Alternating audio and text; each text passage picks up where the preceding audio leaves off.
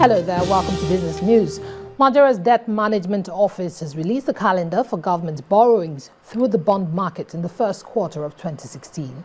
The schedule shows that the first auction, due on January the 20th, with the reopening of the 15.54% bond of February 2010, is worth between 40 and 60 billion naira, and a new issuance of the same amount maturing in year 2026.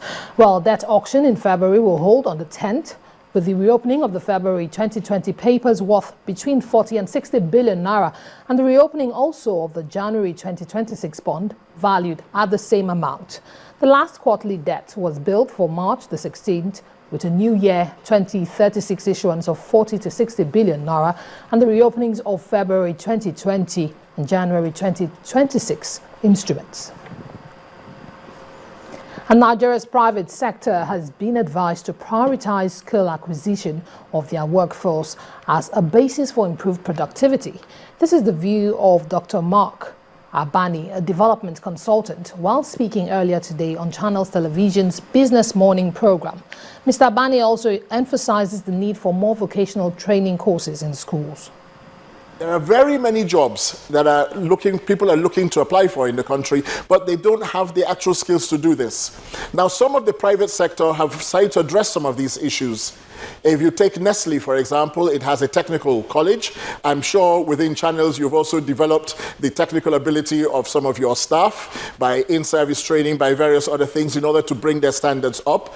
But they need to reach out to institutions that are providing, say, mass communication and those other opportunities. Because it's not just sitting behind the camera, in front of the camera, it's actually the people behind the camera who are doing the technology.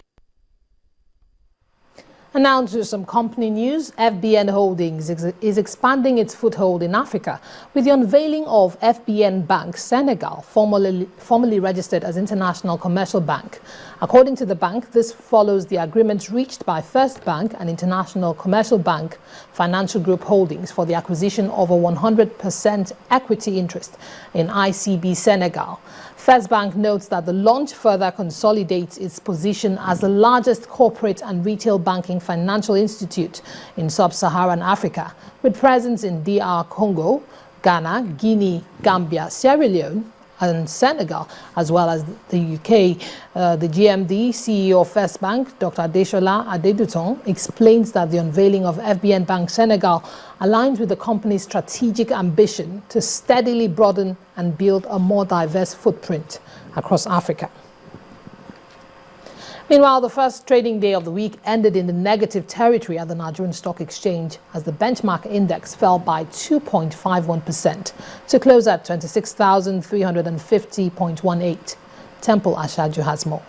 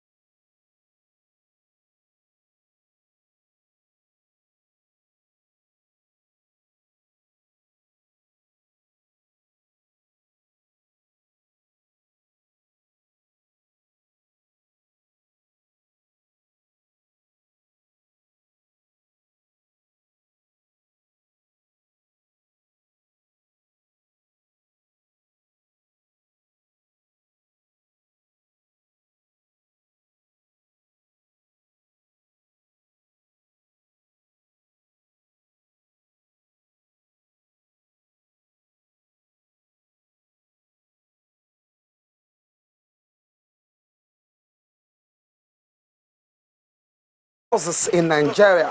He is Africa's biggest industrialist. He is the head of Nigerian Money House and the oil and gas mogul in a rare visit which has the future of Nigeria at heart. So much has been said about Dangote Refinery coming up, and this visit by the CBN governor is an on-the-spot assessment of the Dangote industrial complex. The plan here is quite audacious: a 650,000 barrels per day production refinery, a fertilizer plant, and a petrochemical plant sitting on an over 2,000 hectares of land at the largest industrial complex in Africa.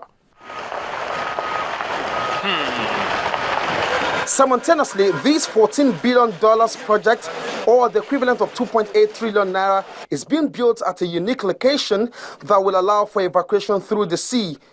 An overwhelmed Apex Bank chief bears his mind. We have to give him foreign exchange to import their equipment. Indeed, people talk about allocating foreign exchange to Dangote Industries, and I must say that we need to support companies like this. When he contemplated this project, he came with a bill of almost close to about $4 billion at that time, before I got to Central Bank of Nigeria, for the importation of the equipment. And the Central Bank committed that, listen, that we want you to commit to the importation of those equipment, and we will stagger repayment and support you by providing foreign exchange for this.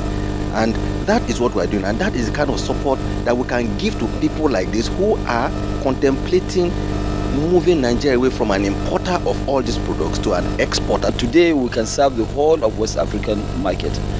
Okay, we're also freeing up the gas which is right there in the ground. You know, we're doing a gas pipeline through the sea, 550 kilometers each, 2 lines, which is about 1,100 from Boni to here, and that will give us 3 billion cubic feet of gas.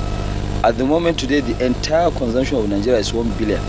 So we are going to triple that, all at a stretch. When ready in 36 months, the entire petrol consumption of Nigeria can be refined here. All the fertilizer needed in country will be accommodated here. And the industries will also rely on this complex for raw materials. Plus, the plethora of jobs and over $6 billion Nigeria will earn. Dangote says this is for the country. And still ahead on the news at 10, Barcelona star Lionel Messi displaces closest rival Cristiano Ronaldo to win a record first Ballon d'Or. That's on Sports News. Do stay with us.